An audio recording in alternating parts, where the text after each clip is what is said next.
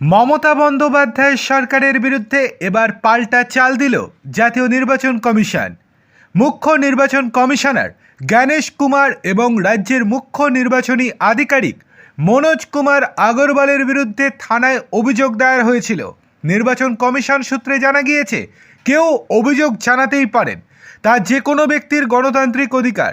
সংসদীয় আইন অনুযায়ী নির্বাচন কমিশনের বিরুদ্ধে এফআইআর দায়ের করা যায় না। পুলিশের সেটা জানা উচিত, কিন্তু তারপরেও পুলিশ এফআইআর দায়ের করেছে। আর এরপরেই পাল্টা পদক্ষেপ নিয়েছে জাতীয় নির্বাচন কমিশন। কি হয়েছে চলুন দেখে নেওয়া যাক। ধারা 16 অনুযায়ী তা বলা হচ্ছে যে পুলিশ এফআইআর দায়ের করতে পারে না, কিন্তু তারপরেও পুলিশ এফআইআর দায়ের করলে তা আইনের বিরুদ্ধে হবে।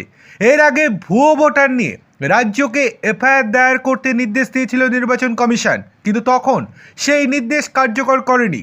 প্রশ্ন উঠছে, কেন সিও এবং কমিশনকে দায়ী করা হচ্ছে? ইআরও এবং বিএলও শুনানির জন্য ডেকেছেন, তাদের কাছে গিয়ে অসুবিধার কথা জানাতে পারতেন। এখানে কমিশন কি করবে? শুনানির কাজ করার দায়িত্ব ইআরওর ওপর।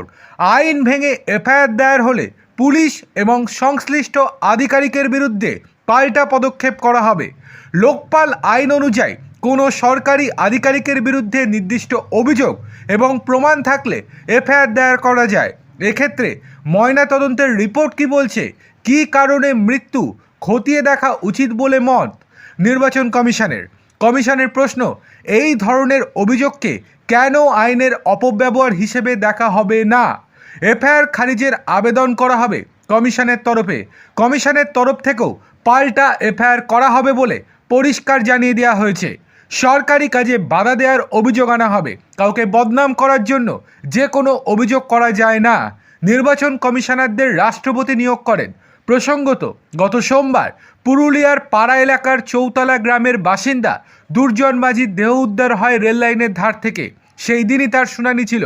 পরিবারের দাবি, বাড়ি থেকে শুনানি কেন্দ্রে যাওয়ার জন্য টোটো ডাকতে গিয়েছিলেন দুর্জন, তারপরই দেহ উদ্ধার হয়। পরিবারের দাবি, শুনানির আতঙ্কেই আত্মহত্যা করেছেন ওই ব্যক্তি। পরবর্তীতে তৃণমূলের উস্কানিতে জ্ঞানেশ কুমার এবং মনোজ আগরওয়ালের বিরুদ্ধে থানায় অভিযোগ করেন দুর্জনের ছেলে। আর তাতেই এবার বিপাকে মমতা বন্দ্যোপাধ্যায়ের সরকার।